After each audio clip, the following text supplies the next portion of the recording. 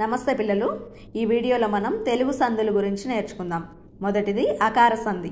సూత్రము: అత్తునకు అచ్చుపరమైనప్పుడు సంధి జరుగుతుంది. అత్తునకు అంటే అకారమునకు, అచ్చుపరమైనప్పుడు అంటే అచ్చులు అంటే ఏంటివి? ఆటు అం వరకు ఉన్నవి అచ్చులు. అకారమునకు అచ్చుపరమైనప్పుడు సంధి జరుగుతుంది. ఉదాహరణకు కొన్ని పదాలు చూద్దాం. రామయ్య, రామ ప్లస్ అయ్య, మాలో ఆ ఉంది. ఆ ప్లస్ పదంలో రెండవ పదంలో మొదటి అక్షరం ఆ అనేది అచ్చు కదా, అకారంనకు అచ్చుపరమైంది కాబట్టి ఇది అకార సంధి. 2 చాలినంత, చాలిన ప్లస్ అంత, నాలో ఆ ఉంది. ఆ ప్లస్ రెండవ పదంలో మొదటి అక్షరం ఆ అనేది అచ్చు కాబట్టి ఇది అకార సంధి.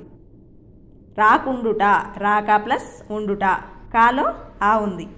ఆ ప్లస్ ఉండుటలో మొదటి అక్షరం ఊ అనేది కూడా అచ్చు కాబట్టి అకారంనకి అచ్చుపరమైంది ఇక్కడ కూడా. ఇది అకార సంధి. 4 సీతమ్మ. ఈ పదాన్ని విడదీసి సంధి పేరు కామెంట్ చేయండి. ధన్యవాదములు.